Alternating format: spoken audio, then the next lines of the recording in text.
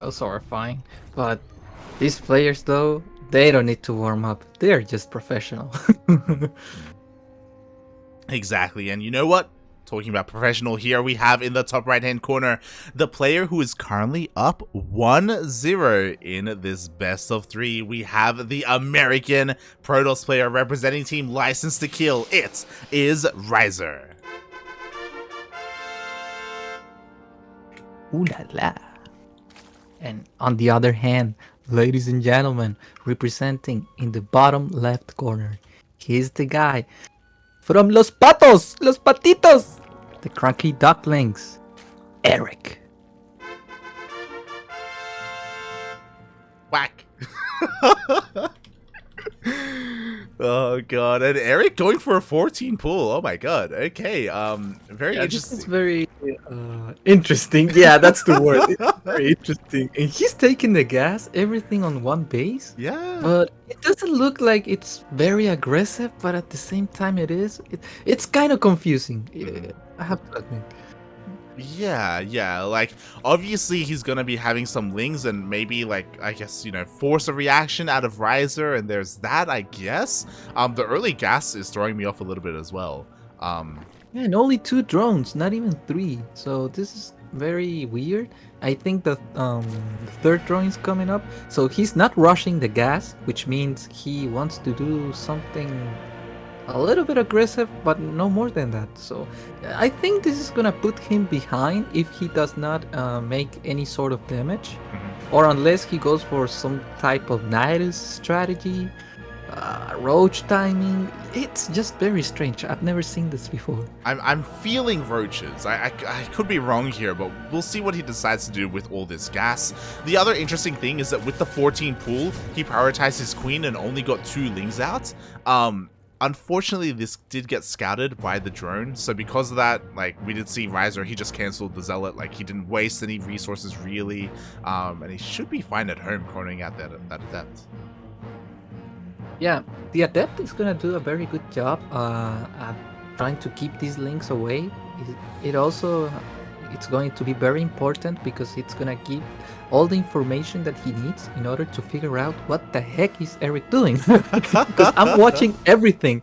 I have all the intel and I still don't know what he's doing. And so this is gonna be very tricky. And the links get in and they're gonna get the full scout. And he's even gonna get a probe. Oh my god, this is just very good play. Yeah, oh god, a little bit of a miss micro there. Actually, the pros were fighting the gas. So nice moves there by Erik, I guess. I mean, he scouts anyway with the Overlord. The other interesting thing is that we have a decent amount of links coming out here for Erik. Link speed is about to finish up. But yeah, just a quirky opening here. Oh, and the Adept is gonna get killed very instantly. So the links are gonna pay by themselves. The Overlord's still watching everything. Oh my god, the Adept escaped. Mate, Protoss, mate. Well, we'll see how long it survives because there we go. Links.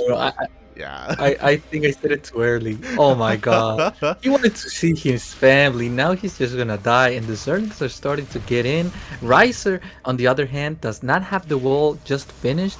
So there's a very high risk of losing the game if Erik ever decides to start making links. Exactly, and you could argue that these links already pay for themselves, right? Like, you know, 3 probes just went down. He got a follow-up scout as well. As we can see, though, Erik, he isn't following up with a link flood. He's just droning up at home. Yeah, this is just killing my brain right now. My Protoss brain cells. Erik, somehow, some way. I think it's because of the early queen that he was able to keep up with the macro. Of course, Rhizer has not been able to do any sort of economical damage because he saw that Erik was having the tech much faster. So now at minute 430, the first Oracle is going to arrive, and let's see if he's going to be able to at least get some information. I think he's going to be able to get some drones. Let's see. Yeah, the Spore is a little bit late. The Queens are out of position as well, so the drone comes in and a couple of drones get picked off. The Queen pops out just in time, but the Oracle wants more drones. Yeah, 4 drones, it's a very beautiful number. If you get 5 drones with the Oracle, it's completely a good paid off Oracle. It means he did the job that he wanted to do. And it forces out Erik to do more queens, to be more active, and it gives you all the information you need in order to understand if you have to make a forge, if you have to make adepts, or perhaps disruptors to defend a queen walk. The Oracle is just so important in this game. Now he's able to kill 5 drones, and this is just pure magic for Rhizer. He's on the driving seat, I think it's on the driver's seat. Yeah, Yeah, he's on the driver's yeah. seat. Exactly. He's dictating the pace of the game right now, kind of like forcing Erik to dance to his music. And the other interesting thing is that like after scouting everything and seeing like, hey, you know, there's like nothing too crazy going on at home. Let's just throw down the second Stargate. You know, let's just go double Stargate Void Ray. It's he's doing what Protoss do best, mate. Yeah, but as you guys can see, Erik does not have the information of this double Stargate. He only sees a Void Ray and an Oracle. Therefore, there's a possibility that Rhizer can go for Colossus, Disruptor, Immortal Archon, High Templar Tech. There are many possibilities. So Erik, what he needs to do now is to try to scout as soon as possible in order to know what he's playing against, because roaches are not gonna be very helpful against Void Rays, if you know what I mean. Not at all, mate. And like, sure, there are some queens to help deal with the Void Rays initially, but as the game goes on, like, he does need something like a Spire or a Hydrogen or something. Ooh, he's able to snipe one of the Void Rays Nice. though. Yeah, that was a nice pickup, and Erik is gonna be able to defend for now with only 4 queens, but I'm scared in the next 2 minutes. Hopefully he gets something to deal with the air. He's actually getting Spire, which is a nice decision. It's gonna be very tricky, because if Protoss scouts this, there are 2 chances, Corruptors or Mutalisk. You have to know which one's first, and it could be very challenging to figure out that information. Definitely, definitely. Unfortunately, Rhizer, he is busy here at the 4th base instead. He's trying to take out some of these queens. It looks like they have run out of energy, and one queen will fall. Ooh, and the Void Rays are going to be able to back off. Another one goes down. Yeah, these traits are way better for Erik than Rhizer, because Void Rays not only cost gas, they cost a lot of minerals, and they cost a lot of supply. Every Void Ray is very important for the Skytos army, so I think Erik right now is starting to have a better position, although his board base has not been able to be mined out just yet. I think in a couple minutes, if the game goes on, he's gonna be in a very good spot. So Rhizer, he should do something about it. He's actually taking the 4th base. That's the best decision he could have gone for. I think we're going for a late game. Oh yeah, we are. And interesting choice here, Rhizer. He actually does scout the Spire, and immediately he starts Phoenix production. And what's interesting about this is that we still actually don't see anything being produced from the Spire. Like, there's still no Corruptors or Mutas coming out. Yeah, and the Sterlings are going to do a nice job at delaying the 4th base. So now Erik, he's now on the on the driver's seat. He's dominating everything that's going on the map. He already knows about the presence of Void Rays. He knows about the presence of many gateway units. I think he also was able to see the Immortal, so he practically knows everything. Exactly. So now Erik, he finally is saturating his 4th base as well. He's working on all his upgrades, working on a massive wave of lings, which is pretty interesting. Again, this is going to make it so difficult for Rhizer to ever take a 4th base. Yeah, and those Zerlings are doing just a nice job at taking control of the map and taking control of the 4th base positioning, and now the Zerlings are getting a nice trade over those Adepts, but now they need to pull back.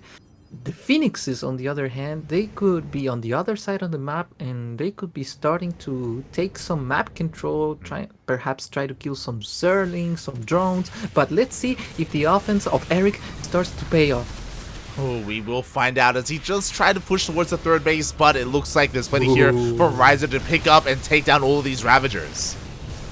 Nice trade from Rhizer. He's using his Phoenixes, and no! The Banelings are starting to get in! Is he gonna be able to kill more probes? Unluckily for Erik, that's not going to be the case. Nice defense from Rhizer, but it was so damn close. Exactly. I love how Erik was distracting the main army. He was going for a massive Ling Bane run by. Unfortunately, it wasn't enough. We do see a lot of the Banelings actually did connect with the Nexus itself. A lot of shields went down. But what's interesting as well is that the Phoenixes were revealed. Right now, Erik is well aware of the switch, and he is going into those corruptors. Not just corruptors, but they're also going to have +1. Yeah, Hive is already on the map. +2 is going to finish. I think this game is gonna get more interesting. Only 3 bases for Rhizer. That's what really worries me, because it shows that this is kind of like an all-in. If he doesn't make any damage, oh my god, the Banelings just kill every single Zealot. Now the Archons are the only hope for the Protoss player to see if he can ever disengage this. Oh my god, I think he's just gonna die by the presence of the queens, the transfuses. The engagement was just so beautiful by the Zerg player. He's gonna get the better trade, and now there's no army supply for the Protoss player. Exactly, the biles landed on everything. We just saw a full push there from Rhizer, completely shut down, and you were talking about it. There's no 4th base. Like, Rhizer was so committed with that, and how is he gonna follow up from here? Sure, he's starting carrier production, but like, his economy isn't really in a great place. Yeah, and this is gonna be so bad because Rhizer knows about the presence of this. Oh no, the Zerlings are getting in, and he's also gonna scout the carrier tech. This is just from bad to worst for the Protoss player. He's in a very bad shape. He needs to defend these Zerlings without losing probes, but as you guys can see, 15 probes already going down, 16, and oh no, I think the 5th base from Erik just tells everything. The Zerg is just dominating the game. Exactly. Unfortunately, it's something where we didn't get to see game number 1, right? Of Rhizer, he was leading in this series, but here in game number 2, Erik sees everything. He's in control. He takes out the majority of the workers that Rhizer, as you said, couldn't afford to lose. He switches into Void Rays, and Erik saw all of that as well. He's well aware of the tech transition. Yeah, and I love the decision of Rhizer to stop making carriers and go back into Void Rays. That was the best decision. But unluckily for him, in order to keep playing this game, he needs a 4th base. He needs minerals. He needs to safely transition into a better late game. But as you guys can see, Erik now 200 supply. He's just gonna be able to kill the Protoss player with a final blow. As you guys can see, the Ultralisk are joining the army. This is getting from bad to worse. I was I was so surprised with Erik's max out, by the way. He has 3 corruptors and that's it. Like, he has a very large ground army, a very bold move, especially against all of these Void Rays. I guess he just wants to overwhelm and take out bases. I guess he's not concerned with the Void Rays. Yeah, I saw this from Cyril. He goes for a lot of Ultralisk. The thing is, although the Protoss is gonna kill eventually your army, what's the cost of killing your army? Losing all your tech, your economy, you won't have minerals to remax, and that's the beauty of this game, because Cyril find out, he was able to discover that with the Ultralisk, he's able to kill every single thing from the Protoss, but unluckily for Erik, he's not Cyril. He's not killing the 4th phase. He was only able to kill a couple probes at the 3rd. Yeah. But although this trade was not good, was not efficient, he's still in the game with a very beautiful spot. But it could have been better, I have to be honest. Yeah, there was a lot of like move commanding as well, and like pathing issues. Like, a lot of the ultras actually went down for free there. As we saw, he didn't get a single base, so that was a rough trade for Erik. But like, because of how ahead he was, like, he's still fine. Like, he's making a wave of corruptors. Yeah, and the queens are gonna be a really key factor in order to defend this.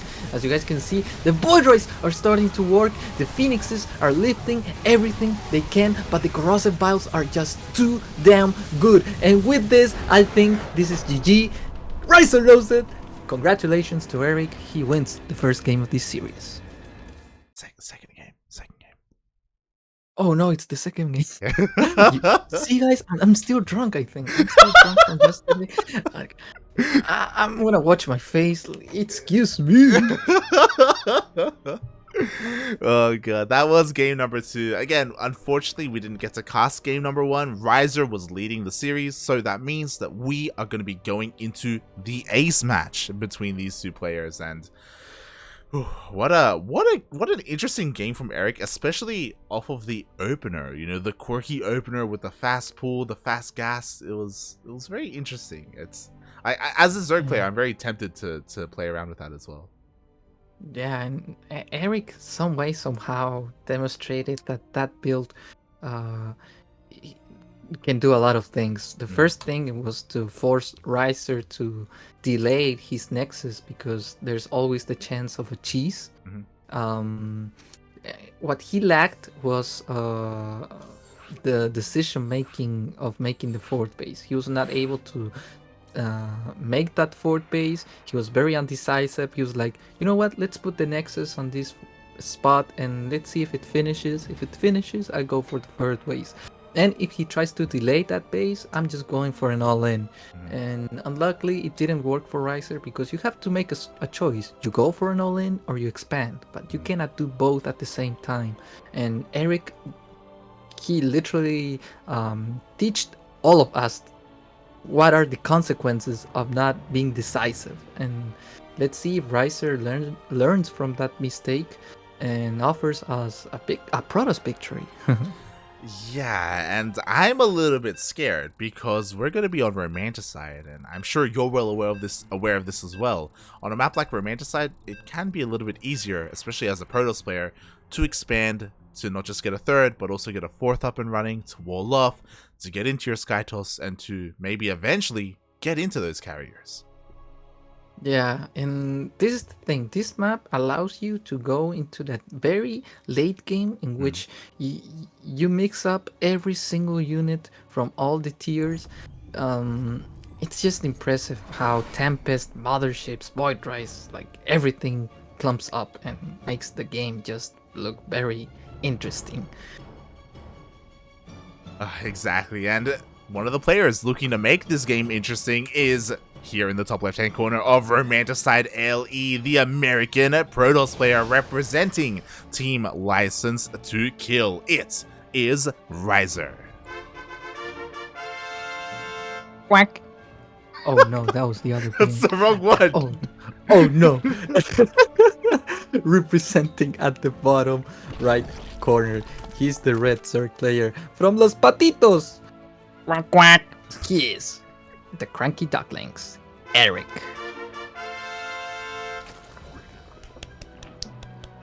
Thank you for that. Thank you.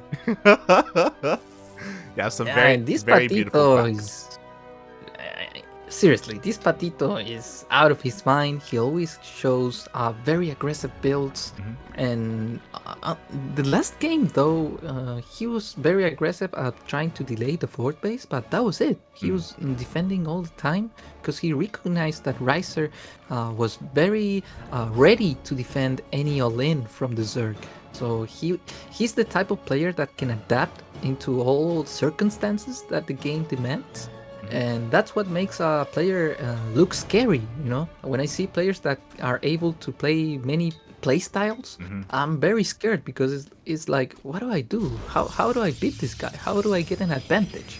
And Erik teaches that a complete player can really achieve many beautiful things in this game. Yeah, I'm glad you brought that up because when it comes to like the diverse styles of Erik, it is really prominent in these weeklies because I don't know if you remember this, but like for maybe a month, maybe 2 months in ZvP, Erik would do nothing but proxy hatch. Like he would just open up with a fast pull and proxy hatch like every single game. And then eventually like he transitioned out of that, but like, you know, having all that experience means that whenever he wants to in a best of series, he can just randomly throw that out now. Yeah, and this time he's gonna be aggressive. He's gonna Oh make yeah. the links. He's gonna be like, hey, you thought I was gonna play nice with you? This Zealot is gonna go down. Your probes are gonna be escaping from my very, very futile Zerlings. Stargate, look at the positioning of the Stargate. He's gonna put it on the wall. He knows that the Zerlings are gonna scout anyway, so he doesn't really care about the positioning of the Stargate.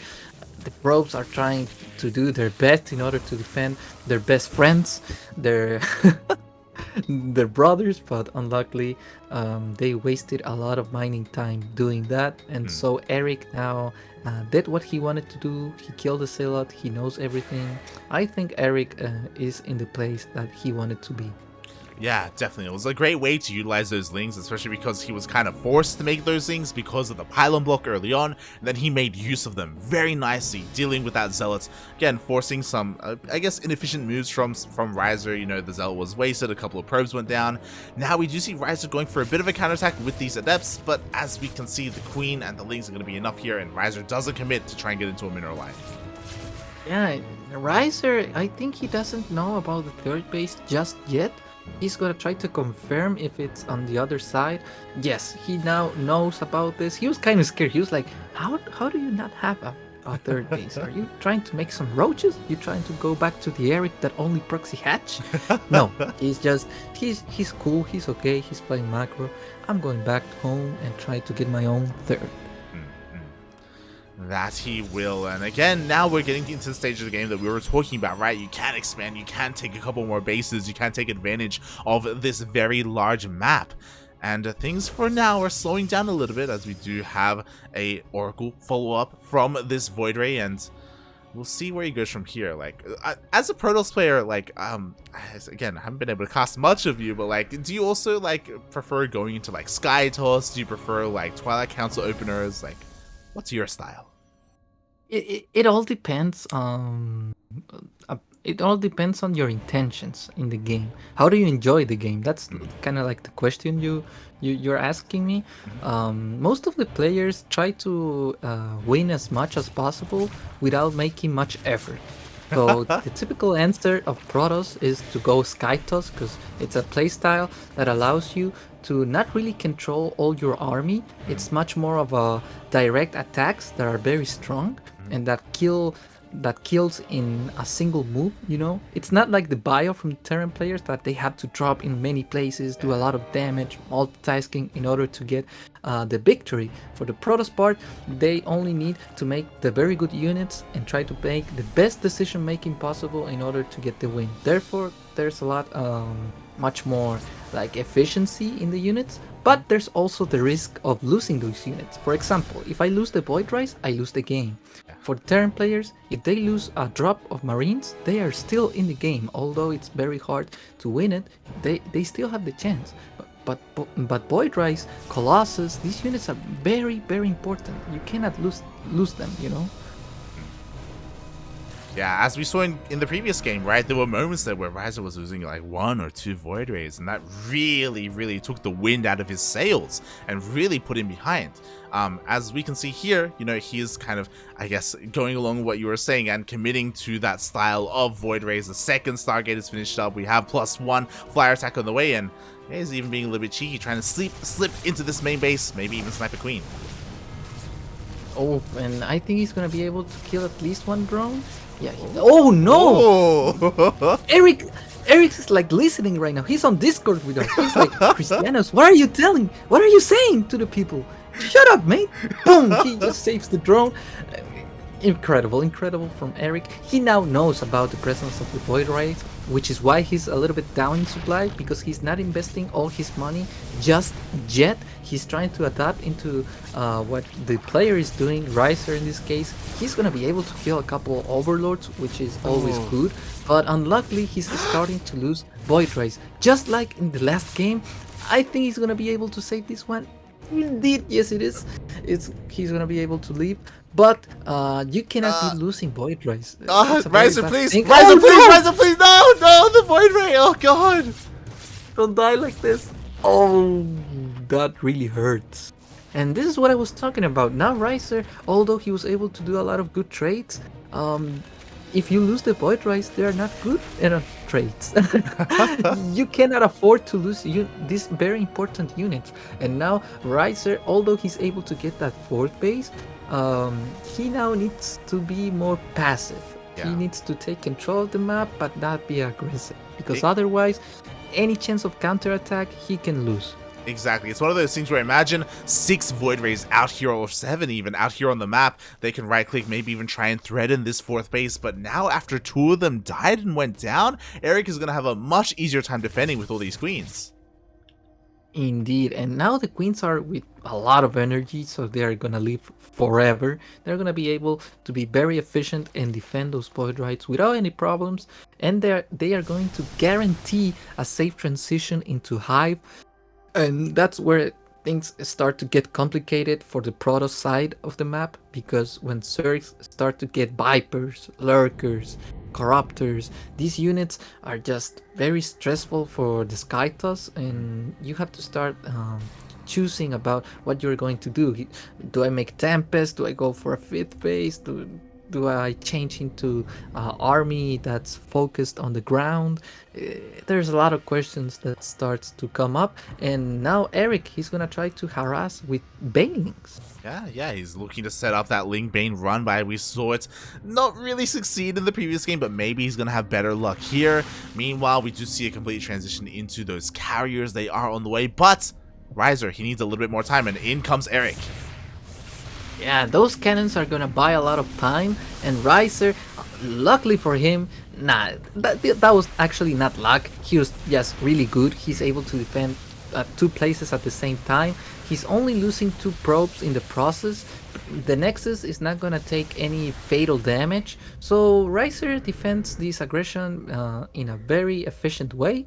I loved how he's positioning all his structures in order to give himself time to position his army and defend everything he's got, and now he can start to take little by little aggression, and Yeah. he's able to identify this, and he's just going for it. Exactly. Like, that was a lot of wasted supply for Erik, and what did he get? He got like 6 drones and some side defense for a lot of supply. But what's important is that Erik was banking up earlier, and now the Corruptors are coming out, the Vipers are coming out. Like, Rhizer has to be careful here. Yeah, this is what I was actually worried about. When Vipers start to get in the game, if you move out like this, there's no turning back. Yeah. This is just it. Like, this is kind of like an all-in type of move. If you don't make it work, you're just gonna die, because Vipers don't forgive. And now the Void Rays are starting to get killed with those beautiful abilities from the Vipers, and the carriers are starting to get focused down. Rhizer knows he needs to call, and oh my god, he's just gonna lose another carrier. This was a very inefficient trade. Oh, Erik was just in the nick of time to defend that.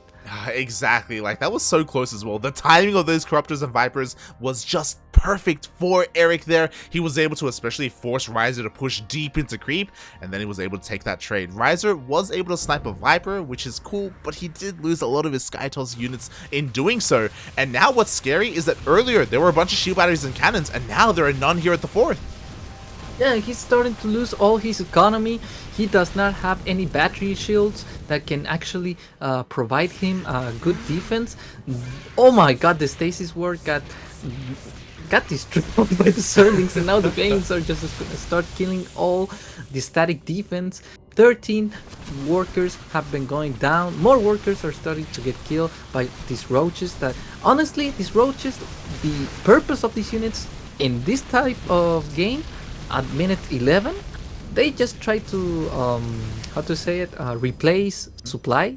They want to trade, you know. Yeah. Like they are not very important right now. And the Corruptors, on the other hand, they already know there's no real unit that can contest their supremacy, so he's trying to get as many Void Rays as he possibly can. But I think it's time to perhaps pull back, because High Templars are joining the battle. But That's oh what my you think! god. That's mate. He Oh, dives no. in. He gets 1. He gets a 2nd. He's gonna get a 3rd carrier as well. And he now pulls back and only loses a single Corruptor. Yeah, that was very bad micro from Rhizer. He didn't realize about the Corruptors, because he's so focused on trying to defend 2 places at the same time. And this is when you see good players play the game, because Erik is able to create that chaos inside the Protoss mind, and now he's just in a very bad spot. Yeah, exactly. That was incredibly impressive there by Erik. He just pulled apart Rhizer. Now he's coming back in with his Corruptor, sniping a couple more of these Void Rays. Unfortunately, this time there aren't any Vipers, but mate, he doesn't even need them. Oh my god. Yeah, storms are now in the game, but they are just gonna buy a couple minutes, a couple time. But as you guys can see, 3 bases against 7. This is gonna be very difficult. Only a miracle can save Rhizer from this game. Battery overcharge could be considered as a miracle, but not when Zerlings are getting the kill on that. And Oh, unluckily, he's just gonna lose the third. Viper is gonna get sniped, yeah. but I think this is gonna be more than enough for Erik to defend. As you guys can see, there's so many queens in this game. He can be able to transfuse like a madman. He can lose this space, no problem. He's got so many that it doesn't really matter at this point. Yeah, there's maybe a world where the High Templar get the most valuable storms, but now that he's getting on top of the High Templar, oh no, the High Templar are going down! Oh no, now the High Templars are not in this game anymore. They are not going to be able to feed back the Queens to get some storms, and the Archons need to do the best job ever possible in order to get the Corruptors. But as you guys can see, the Queens are just too powerful. The transfuses were just so good, and Erik with an epic micro, with an epic decision making, he's able to get the series with a 2-1 victory. Congratulations to the Patito, the CranKy Lynx. GG. Well played, Erik. A very hard fought battle, very scary. It did go all the way to that ace match, but he did make it through, and now he advances on to the semifinals. Oof. Erik was able to abuse Rhizer's mistake so many times throughout the game, especially when he dived in with the Corruptors. It was like, Yeah. yo, you cannot do that. He's got like so many Void Rise storms. You're just gonna lose Corruptors. But because he was able to distract him by attacking the fourth base, Rhizer was like, oh no, where do I send my army? And Ah. in that chaos, he just dives in, gets a couple carriers, and with that he secures the victory. Congratulations, Erik! You're a master. You're a genius. I want to see you on the semifinals, and I'm very excited to see the other player who's able to qualify. Chamaco, man. We're gonna see Latino America versus Latino America, the two best Zerg players in the region. Cham versus Erik. Oof, oof, oof. Erik is from Brazil, right? Yeah. Wait, you don't... Yeah. What are you saying? Uh, Cristiano. okay. I was able to What? identify that he was from Brazil, so it could have been worse. I could have said that he's from, I don't know, America? from What? Bolivia, from Venezuela, but no, he's from Brazil. Okay, so everything's fine. Everything's okay. That's like you saying, yo, Special's from Mexico, right? It's like, what do you mean? What are you doing? I thought he was from El Salvador. Oh my God! What do Come you... on, man. God damn it. No, but I think okay. So this is gonna be Mexico versus Brazil, the two best players with this race because they are both Zerg. One of the very interesting things that I want to see in this ZvZ is the possibility of cheese. Just like last game where Cham was struggling defending that all in from Reaper. I'm pretty excited to see both players are gonna try to cheese each other because those games are the most exciting ones. The other games that are very exciting in ZvZ are the Roach versus Roach. They can be so epic, the defenses from both players. It's so unpredictable, ZvZ. I really want to enjoy watching this game.